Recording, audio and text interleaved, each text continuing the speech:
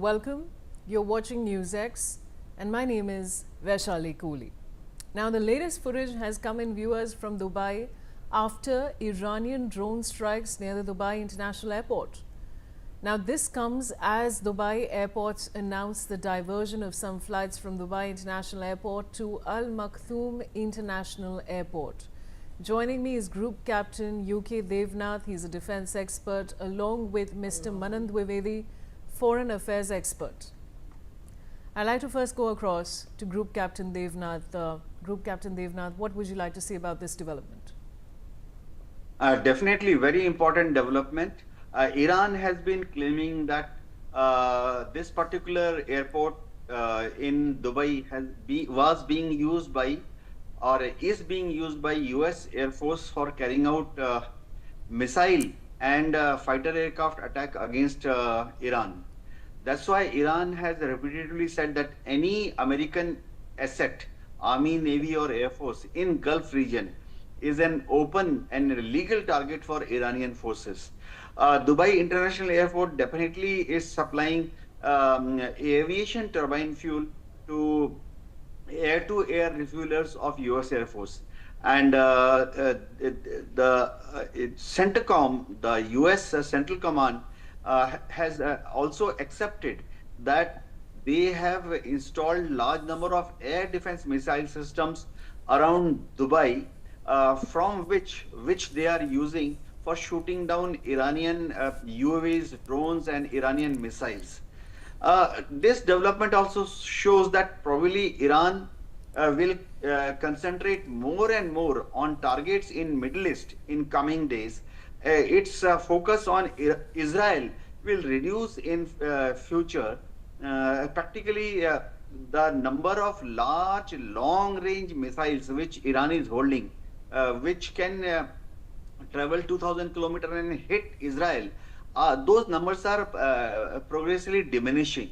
But Iran still has an inventory of 800 drones, UAVs and short-range ballistic missiles with which it can hit targets in Abu Dhabi, UAE, Oman, Iraq, Kuwait and maybe Saudi Arabia. Yes. All right. Now, multiple sites near Tehran's Mehrabad International Airport, viewers, have now reportedly been hit amid the ongoing US-Israel-Iran conflict, including fuel-related areas around Ekbatan and locations towards Azadi Square in western Tehran. Video footage shows explosions and large plumes of smoke near the airport, which you can see on your screen, with some aircraft and infrastructure damaged. The strikes come as part of an intensified campaign targeting both military and civilian infrastructure in Iran's capital region, contributing to rising tensions and disruption in the city. And with that, I want to go across to Mr. Manand Dwivedi for his comments. I would just like to say that whenever a war happens or whenever these missiles and drones, Shahed drones and Sajjad missiles are being launched at the Israeli allies and the American allies and also at the homeland of Israel, when at a particular point of time a kind of a narrative gets woven. And when the narrative gets woven, then media plays a great role. The information seekers, the sound and bit by managers do a lot of gatekeeping. But if that gatekeeping is absent, then at that particular instance, then the nation states, the countries, the home states, countries' patriotic fervor suffers a great deal. Now, I'll come back to Iran very quickly. But first of all, I would like to tell the audience about this personage, that is Bernard Carr, who's the chairman of the FCC, that is the Federal Communication Commission. Now, Trump and Bernard Carr have declared a clarion call. That is, there should be course correction and there should be, a more of a balanced portrayal while not attacking President Trump's persona and not attacking the war rationale of the US government and the Pentagon. Otherwise, they had named also the American Broadcasting Corporation has already been verbally and told about it, and a notice has been given that anti-national or the anti-military or anti-state barrages by the American media. I'm saying the American media should not get through. Otherwise, they will lose their licenses. So coming back to Iran, I personally feel that Iran has an arsenal of 80,000 Shahed drones.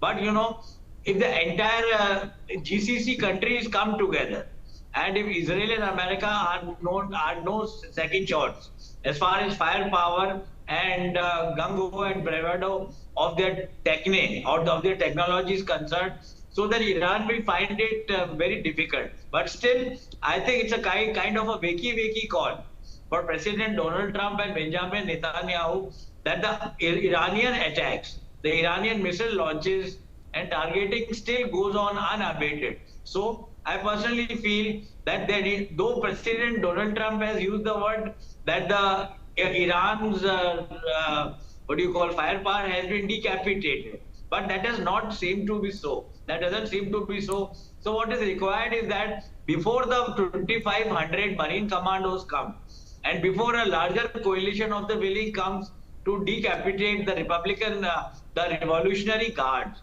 I think there has to be a kind of a liquidation of these Shahed drones, which might not be very difficult for the Americans if they use their bunker buster weaponry, which which they did in Afghanistan, and also the dirty bomb, which President Donald Trump is saying we are enjoying it and it's a fun-filled exercise. I personally felt that it is going to be fun. I personally felt that it is going to be fun, as President Donald Trump has declared that is a part of a larger game or a big game for kids. The joystick is going to lead them to victory. But that does not seem to be the order of the day, as Iran has shown unparalleled resilience. So I think a liquidation of their drones and tactical missiles is on the offing, which the Americans and the Israelis, I think, will try to do now. That would be all from my side as of now.